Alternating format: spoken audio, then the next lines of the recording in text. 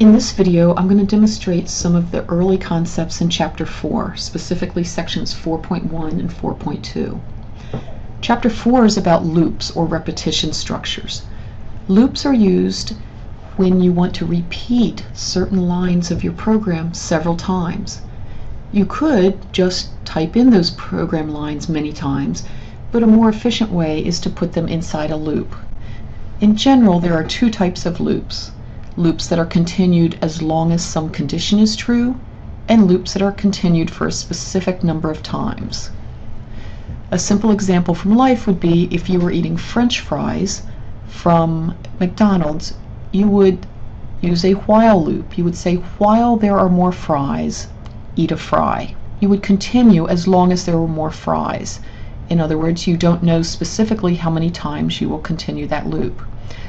If you were eating chicken nuggets from McDonald's and there are 4 chicken nuggets in a 4-piece chicken nugget meal, you would say 4 chicken nuggets equals 1 to 4, or 4 counter equals 1 to 4, eat a chicken nugget. That would be a for loop because you know how many times you want to repeat that action. We're going to start with a very simple while loop demonstration. We're going to write a program that continues to ask the user for a number until they enter our secret number, which happens to be 7. So I've started the program here, and I'm going to write while, and this is indented because it's inside my main function definition, while guess is not equal to 7. In other words, as long as they have not guessed 7 yet, I put a colon here to indicate that everything that's indented below is going to be repeated as part of the while loop.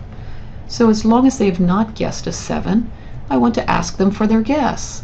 So I will say guess equals the integer version of please enter a number. And I need to put my input thing there, don't I? There we go. And I'm going to go ahead and print out what they guessed also, just to let them know. Print, you guessed, and whatever value is in guess. Okay, now, this looks pretty good.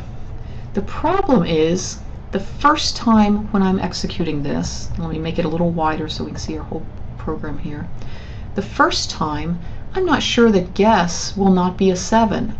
So what you do with a while loop is you're going to assign a value above the loop to make sure that the condition is true the first time through.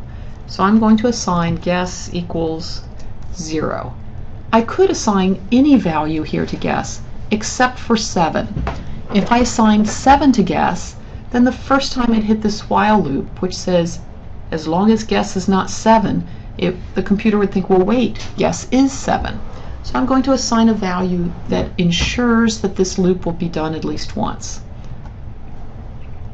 And I don't want to forget to call my main function.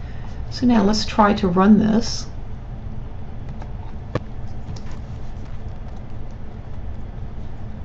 Please enter a number. And again, remember, this is supposed to continue asking for numbers until I guess the lucky 7. So I'll try 4, 8, 2, when I hit 7, it ends.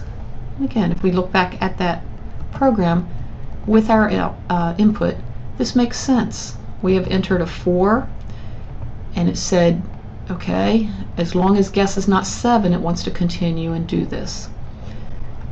Sometimes you might get an infinite loop. In other words, you don't know how to get out of a loop. To make your program stop running if it is in an infinite loop, which by the way will happen more often, I think, in a for loop, you will press Control and C, and that will get you out of an infinite loop. This then, section 4.1 and 4.2 for while loops, has been described here. If you have questions about this, please email me with your code and I can help you.